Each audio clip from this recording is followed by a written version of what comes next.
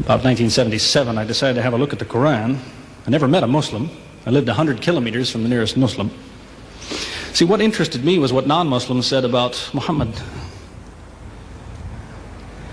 There are books and books written about Muhammad that tell you, one thing we know for sure about this man, he had an outside source of information. One book I've got says the Quran was written by a committee, because they've established so well that there's information in there that an Arabian shouldn't have known. He must have had someone from the outside bringing him this information. So they say, one thing we know for sure, he had an outside source of information. Now, he said this book was a revelation. So they say, you see, he was a liar. He got it from somewhere, he put it in a book, and he gave it to someone, telling him it was from God. He was a liar. Other people write books and books on the subject of Muhammad, and they say, one thing we know for sure, he thought he was a prophet. He was crazy. Because they look at his life very carefully, and they see episodes like, for example, when he hid in the cave with Abu Bakr. He was running from the whole city who wanted to kill him, and he hid in the cave, and when the Meccans came running up to the cave to kill them, what did he say to his friend? Did he tell him, see if you can find a back way out of the cave? What he told his friend was, relax. He was telling him, I see what you see, but he said, God is with us. God will save us.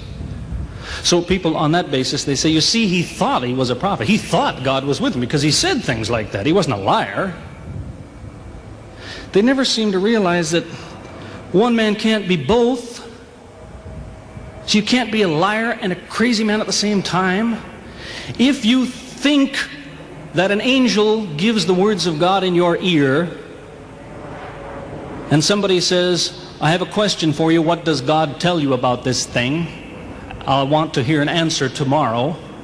If you're a crazy man, if you think an angel whispers in your ear, then you don't sit up that night thinking, what will I tell him tomorrow? What can I find? Who knows the answer? You're crazy. You think the angel will tell you the answer. You don't go and look it up somewhere. You see, you can't be a liar and a crazy man at the same time. You can be one or the other, or neither, but you can't be both. You see, I read two non-Muslim biographies of Muhammad. One was by Rodenson, who's an atheist, who hated the man. But many interesting things come up about his life that I had to wonder about. One story that's told is that when he was an older man, he had a son named Abraham. The son died when the child was 2 years old. The same day the boy died, there was an eclipse of the sun. The sky went dark. And the Muslims came running to their prophet and said, look, it's a miracle. Your child died and the sky went dark in sadness. It occurred to me, see, if he was a crazy man, he'd probably believe what they said. He'd probably think, yes, it's a miracle. My child died, the sky is dark. Yes, it's a miracle. If he was a crazy man. If he was a liar, he would have taken advantage of it. He would have said, yes, right, my child died, the sky is dark, you tell everyone, it proves I'm a prophet. It's a miracle. But what did he do? He became angry with the Muslims. He told them that was nonsense. He was angry with them. How dare you say that? He said the sun and the moon are signs of God, and they don't worry themselves about the birth of a man or the death of a son of Muhammad.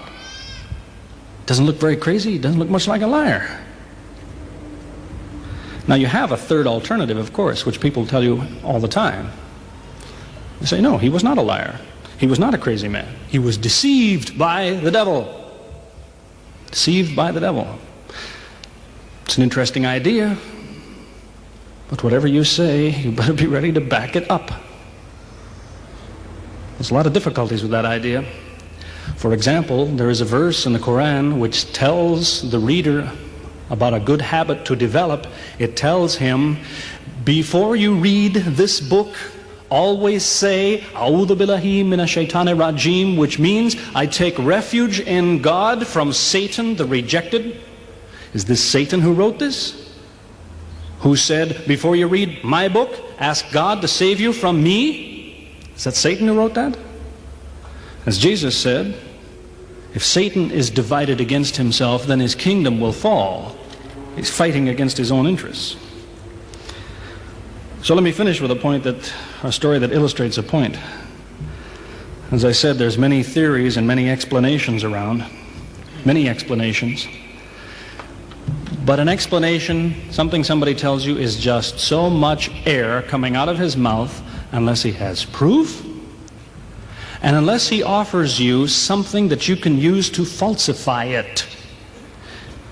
You see, there's many theories of how do the planets go around the sun and how do the stars burn and all the rest of it. Many theories. Most of them are just so much wind. Scientists pay no attention to them because they don't contain something that could be checked to prove it false. You see, Einstein was considered an intelligent man because when he offered his theory in 1905 and again in 1915, he didn't just offer a theory, he said, here's 3 ways to prove I'm wrong. Now it's worth listening to. He's told me, here's 3 different things you can do. If you can do this, I'm wrong. Here you are.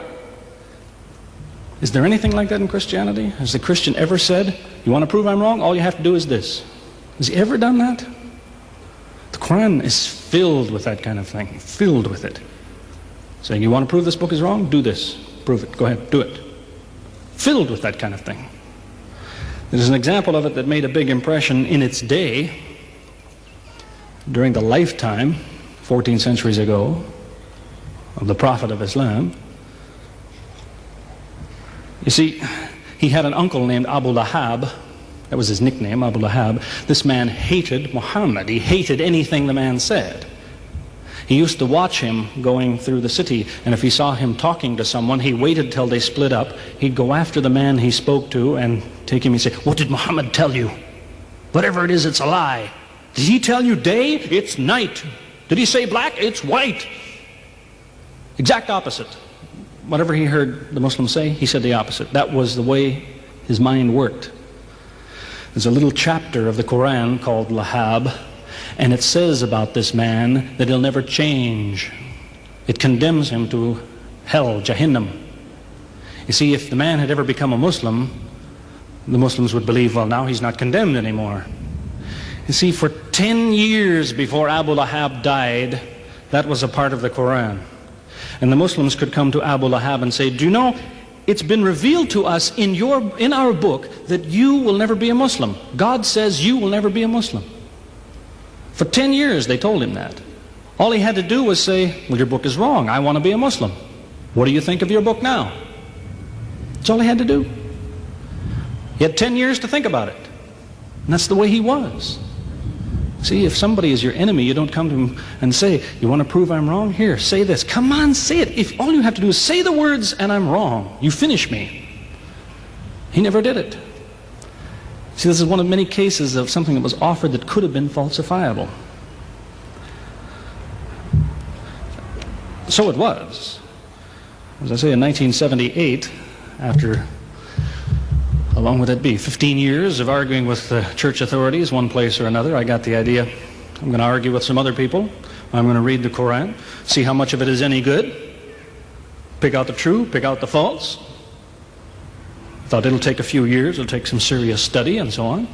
I read through it. About 3 days later, I finished it. I said, this is what I've been saying for 15 years. So I went to find some Muslims. I don't want somebody to feel you've been tricked into something. I haven't said anything about Christianity that isn't true. I haven't said anything about Islam that isn't true unless it was a slip of the tongue or something. I'm simply trying to remind an individual, don't close your mind before it's too late. Don't make up your mind before you have all the facts. Most people who used to be Christians and become Muslims will tell you, I am a better Christian than I used to be. Now I follow Christ. I didn't before. That's what I would tell you. The Bible says Jesus told his disciples, when you greet one another, let your greeting be, peace be with you. He set the example. Peace be with you. Who says that today? Christians? Once in a great while, maybe. Muslims, whether they speak Arabic or not, they say, Salaam alaikum. Peace be with you. Jesus, when he prayed in the Garden of Gethsemane, put his forehead on the ground. Who prays like that? Christians or Muslims? Jesus used to fast for more than a month at a time. Who fasts today? Christians or Muslims? who really is trying to imitate Jesus. Somebody said to me before coming in here, they said, the Muslims make Jesus out, they insult him and so on and so on. How, possibly, do they insult him? They lift him up. Up. They can't tolerate anything bad said about him. They would just as quickly tell you that, they say Muhammad Rasulullah means Muhammad is the messenger of God. They will just as quickly say Isa, Jesus, Isa, Rasulullah, no problem. Just as quickly tell you that, because it's true. They occupy the same place. If God himself wants to make distinctions among his prophets, that's his business, not ours. Treat them all with the same amount of respect. May God guide us always closer to the truth.